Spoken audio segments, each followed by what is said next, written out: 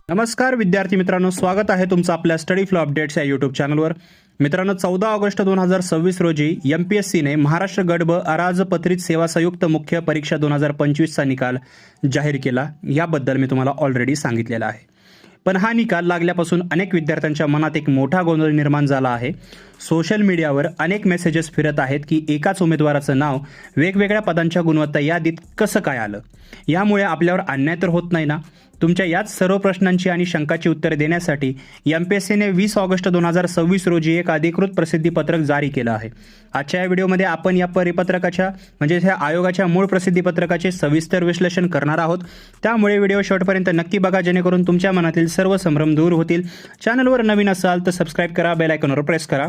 तसेच तुम्हाला official PDF, circular document, daily update मिळवायचे असतील तर व्हॉट्सअप, टेलिग्राम ग्रुप जॉईन करा, लिंक डिस्क्रिप्शनमध्ये आहे। आणि जर याचं मराठी स्वरूप अतिशय सोप्या भाषेमध्ये रीड करायचं असेल तर त्याची ही फर्स्ट लिंक डिस्क्रिप्शनमध्ये दिलेली आहे। सर्वात आधी आपण समजून घेऊया की हा निकाल नक्की किती पदांसाठी आहे। तर बघा, आयोगाने दिलेल्या माहितीनुसार 17 मे 2026 रोजी झालेल्या मुख्य परीक्षेचा हा निकाल आहे। यामध्ये एकूण 366 पदांचा समावेश आहे। कोणकोणती पदे आहेत तर बघा, सहाय्यक कक्षाधिकारी म्हणजेच एएसओची 3 पदं, एसटीआयची 279 पदे आणि दुय्यम निबंधक श्रेणी 1 मुद्रांक निरीक्षक ज्याला म्हणलं जातं किंवा सब रजिस्ट्रार त्याची 84 पदे। आता वळूया सर्वात महत्त्वाच्या प्रश्नाकडे। अनेकांना प्रश्न पडलाय की एकाच विद्यार्थ्याचे नाव एएसओ, एसटीआय आणि दुय्यम निबंधक अशा तिन्ही मेरिट लिस्टमध्ये कसं काय असू शकतं। विद्यार्थी मित्रांनो, हे समजून घ्या की जेव्हा तुम्ही मुख्य परीक्षेचा फॉर्म भरला होता तेव्हा आयोगाने तुमच्याकडून पदांचा पसंतीक्रम मागितला होता, म्हणजे जो प्रिफरन्सेस आहेत, चॉईसेस आहेत ती मागितली होती। आयोगाने प्रचलित पद्धतीनुसार निकाल लावताना उमेदवारांची गुणवत्ता, सामाजिक आणि समांतर आरक्षण आणि उमेदवारांनी दिलेले विकल्प म्हणजे जे प्रिफरन्सेस आहेत या सर्व बाबींचा विचार केलेला आहे। त्यामुळे जर एखाद्या विद्यार्थ्याला चांगले मार्क्स असतील आणि त्याने तिन्ही पदांसाठी पसंतीक्रम दिला असेल तर साहजिकच आहे त्याचे नाव गुणवत्तेच्या आधारावर एकापेक्षा अधिक याद्यांमध्ये झळकले आहे। यात कोणतीही चूक नाही, ही आयोगाची पारदर्शक प्रक्रिया आहे। आता हा मुद्दा तुमच्यासाठी सर्वात दिलासादायक आहे, नीट लक्ष देऊन ऐका। जर एका उमेदवाराचे नाव एकापेक्षा अधिक पदांच्या गुणवत्ता यादीमध्ये दिसले असेल तरी प्रत्यक्ष नियुक्तीच्या वेळी त्याला फक्त एकाच पदावर नियुक्ती दिली जाईल। ती नियुक्ती त्याने दिलेल्या पसंतीक्रमानुसार असेल। याचा अर्थ काय तर समजा एखाद्या विद्यार्थ्याने नाव एसटीआय आणि एएसओ या दोन्ही यादीत आहे एखाद्या विद्यार्थ्याचे नाव, पण त्याचा पहिला पसंतीक्रम एएसओ असेल तर त्याला एएसओ हे पद मिळेल आणि त्याची एसटीआयचे पद रिक्त राहील।